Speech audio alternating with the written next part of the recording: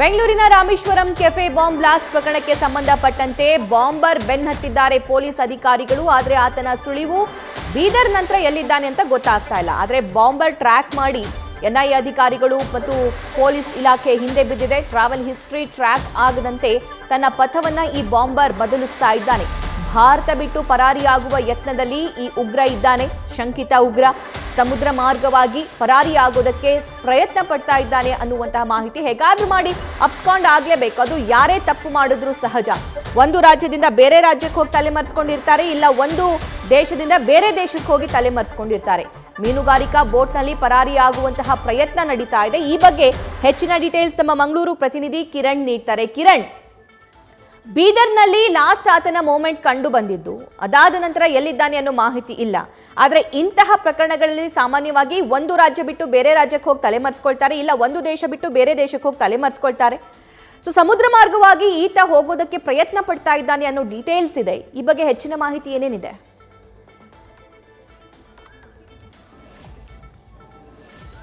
ಸಭಾ ಬೆಂಗಳೂರು ಬ್ಲಾಸ್ಟ್ ಆಗಿ ಆ ಕೆಫೆ ಬ್ಲಾಸ್ಟ್ ಹಾಕೊಂಡು ಇವತ್ತಿಗೆ 9 ದಿನ.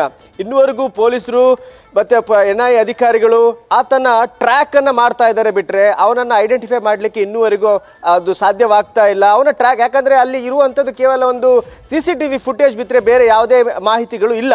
ಈ ಹಿನ್ನೆಲೆಯಲ್ಲಿ ಆತನ ಟ್ರ್ಯಾಕ್ ಅನ್ನೇ ಮಾಡ್ಬೇಕು. ಬಿಟ್ರೆ ಅದು ಎಲ್ಲಿ ಹೋಗಿದ್ದಾನೆ ಆ ಒಂದು ರೂಟ್ ಅನ್ನೇ ಅವರು ಫಾಲೋ ಮಾಡ್ಕೊಂಡು ಹೋಗ್ತಾ ಇದ್ದಾರೆ. ಆದ್ರೆ ಹಲವಾರು ಶಂಕೆಗಳಿದಾವೆ. ಆತ ಒಂದ್ ಕಡೆಯಿಂದ ಬಳ್ಳಾರಿಯಿಂದ ಭಟ್ಕಳ ಕಡೆಗೆ ಅಥವಾ ಕರಾವಳಿಯ ಭಾಗಕ್ಕೆ ಬಂದಿದ್ದಾನೆ. ಕೆಲವರು ಹೇಳ್ತಾರೆ ಅದನ್ನ ಅವರು ಬೀದರ್ ಕಡೆಗೆ. ಆದ್ರೆ ಯಾವುದು ಸ್ಪಷ್ಟ ಮಾಹಿತಿ ಇಲ್ಲ. ಯಾವುದು ಕೂಡ ಯಾವ ವಿಚಾರವನ್ನು ಕೂಡ ಎನ್ಐಎ ಅಧಿಕಾರಿಗಳಾಗ್ಲಿ ಅಥವಾ ರಾಜ್ಯ ಪೊಲೀಸರಾಗ್ಲಿ ಅದನ್ನ ತುಂಬಾ ಲೈಟ್ ಆಗಿ ತಗೊಳ್ತಾ ಇಲ್ಲ. ಪ್ರತಿ ವಿಚಾರದಲ್ಲೂ ಥಿಂಕ್ ಮಾಡಿಕೊಂಡು ಅಲ್ಲಿ ಅದನ್ನ ಆಪರೇಷನ್ಸ್ ಮಾಡ್ತಾ ಇರುವಂತದ್ದು. ಒಂದು ಮಾಹಿತಿಯ ಪ್ರಕಾರ ಆತ ಕರಾವಳಿ ಭಾಗಕ್ಕೆ ಬಂದೇ ಆಗಿದ್ರೆ, ಯಾಕಂದ್ರೆ ಒಂದು ಮಾಹಿತಿ ಪ್ರಕಾರ ಆತ ಕರಾವಳಿ ಭಾಗಕ್ಕೂ ಬಂದಿದ್ದಾನೆ ಅನ್ನುವ ಒಂದು ಮಾಹಿತಿ ಹಿನ್ನೆಲೆಯಲ್ಲಿ ಉತ್ತರ ಕನ್ನಡದ ಎಲ್ಲ ಕೋಸ್ಟಲ್ ಏರಿಯಾಗಳ ಇದು ಬಸ್ ಸ್ಟ್ಯಾಂಡ್ ಆಗ್ಬೋದು, ಇತರ ಭಾಗಗಳ ಒಂದು CCTV ಫುಟೇಜ್ ಅನ್ನು ಈಗಾಗಲೇ ಪರಿಶೀಲನೆ ಮಾಡಲಾಗ್ತಾ ಇದೆ. ಅದೇ ಕೂಡ ಹಾಗೇನೆ ಉಡುಪಿ ಹಾಗೆ ಮಂಗಳೂರು ಕಡೆ ಕೋಸ್ಟಲ್ ಕೂಡ ಈಗ ಸೆಕ್ಯೂರ್ ಮಾಡಿರುವಂಥದ್ದು. ಈ ಭಾಗದಿಂದ ಸಮುದ್ರ ಮಾರ್ಗವಾಗಿ ಆತ ಬೇರೆ ದೇಶಕ್ಕೆ ಪರಾರಿಯಾಗುವಂತಹ ಒಂದು ಸಂದೇಹ ಇರುವ ಹಿನ್ನೆಲೆಯಲ್ಲಿ CSP ಅಂದ್ರೆ ಕೋಸ್ಟಲ್ ಸೆಕ್ಯೂರಿಟಿ ಪೊಲೀಸ್ ಅನ್ನು ಹೈ ಅಲರ್ಟ್ ಅಲ್ಲಿ ಇಡಲಾಗಿದೆ.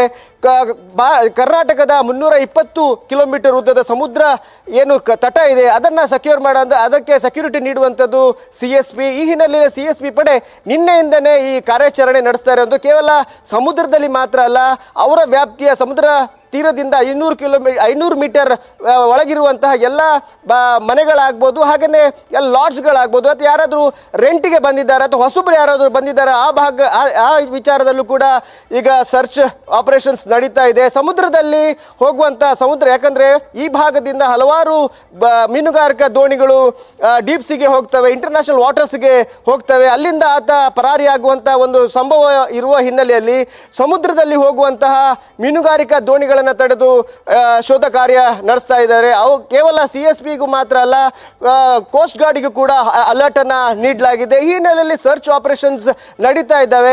ಹೆಚ್ಚಿನ ಅಂದ್ರೆ ಈ ಭಾಗದ ಭಟ್ಕಳ ಆಗ್ಬೋದು, ಕುಮಟಾ ಆಗ್ಬೋದು, ಹಾಗೇನೆ ಹೊನ್ನಾವರ, ಕುಂದಾಪುರ, ಮಲ್ಪೆ, ಮಂಗಳೂರು ಈ ಭಾಗದ ಮೀನುಗಾರಿಕಾ ದೋಣಿಗಳು ಡೀಪ್ ವಾಟರ್ ಅಲ್ಲಿ ಹೋಗ್ತವೆ. ಅಂದ್ರೆ ಇಂಟರ್ನ್ಯಾಷನಲ್ ಬಾರ್ಡರ್ ತನಕನೂ ಹೋಗಿ ಬರ್ತವೆ ಮೀನುಗಾರಿಕೆ. ಈ ಹಿನ್ನೆಲೆಯಲ್ಲಿ ಅಲ್ಲಿ ಬರುವಂತಹ ದೋಣಿಗಳ ಮೇಲೆ, ಅಲ್ಲಿಗೆ ಹೋಗುವಂತಹ ಮೀನುಗಾರಿಕಾ ಬೋಟ್ಗಳ ಮೇಲೆ ನಿಗಾ ಇರುವಂತದ್ದು.